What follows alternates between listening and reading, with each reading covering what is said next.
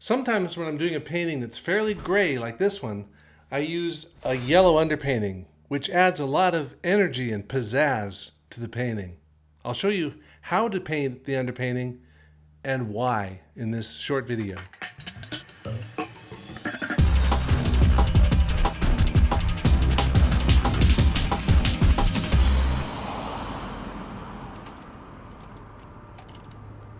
This old white house was the thrift store for the hospital, and I like the white in shadow with the spots of light on it. But let me take you back the night before when I prepared this page using CASEIN. It's a water-based paint, sort of like acrylic. It's a predecessor of acrylic. I'm using golden ochre, cadmium yellow, and white. I put it fairly thinly on the surface of this watercolor paper using a synthetic flat brush. Just enough to cover the surface of the paper but still retain the texture. Now when this dries thoroughly, I can apply gouache over it without the gouache picking up these layers. They'll stay down. Now back on location with my homemade sketch easel, I use a water-soluble colored pencil and start putting down the main lines of the picture. Once I draw in the main eye level or horizon line and the main lines of the building,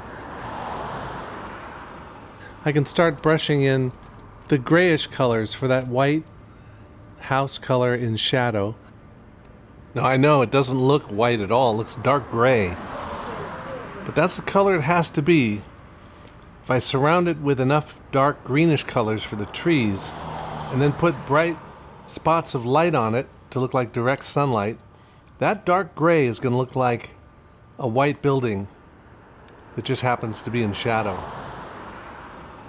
I'm not trying too hard to cover up that yellow with opaque paint. I'm letting it show through a little bit. And here, with this dark greenish gray, I'm using fairly transparent paint and letting that yellow shine through. The color palette I use for this is a triad, just 3 colors. One is a rusty red called light red. The other is yellow ochre, so light red, and Prussian blue. All have iron. That's why I call it the iron triad. And that's all I need, just those 3 colors plus white to paint this. There's that reddish brick color. And then the tree color, which I can make with Prussian blue and yellow ochre. Little by little, the yellow underpainting gets covered up.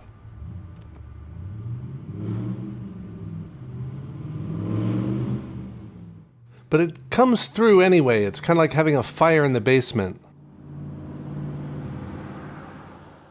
It reminds me of a ghost town in Pennsylvania called Centralia.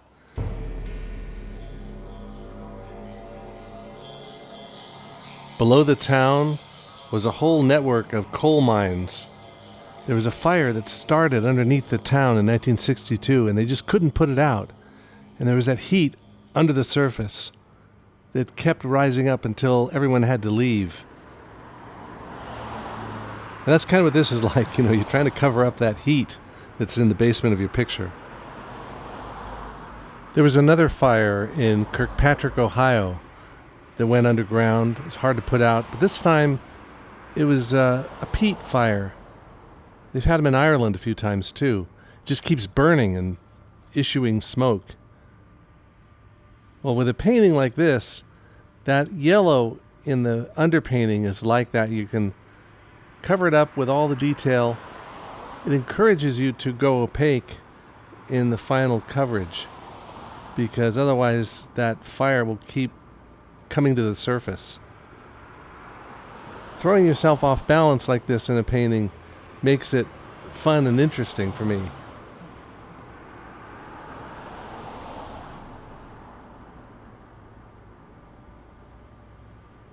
Here's this brick siding on the hospital building in the distance.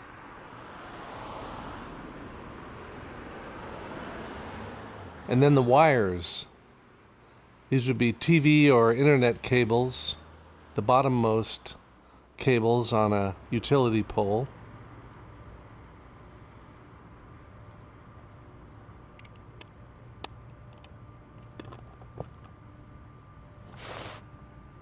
Here's another internet cable, probably fiber optic cable, going to the utility pole and carrying across.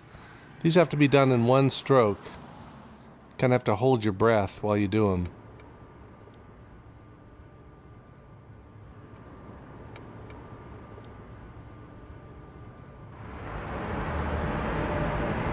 So little by little, the little yellow spots get covered over by the paint, and if a few of them show through, that's okay.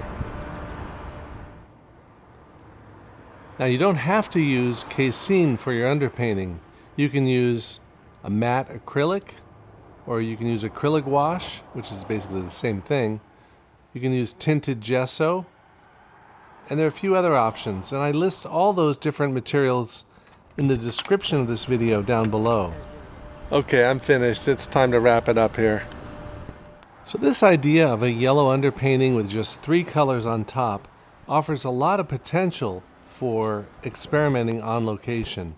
That's the subject of my new art tutorial called Triads. This has been a sample of it, and I go into much more detail about various combinations of colors that you can use to paint various kinds of pictures. You can do bright colored scenes like this still life, or you can paint grayed down color schemes using bright colors to start with.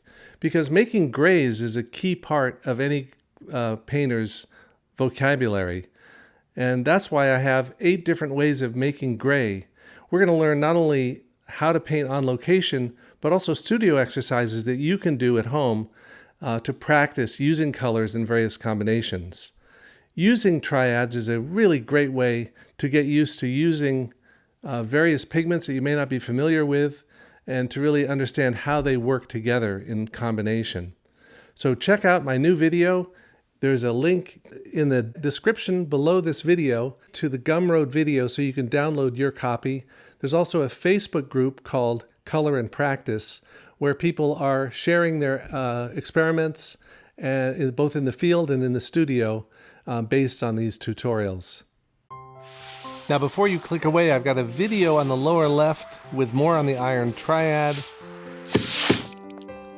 I've got a playlist of gouache paintings on the lower right, a website for signed books and merch, and you can subscribe to this channel in the upper right. Thanks for visiting. Don't forget to comment and like.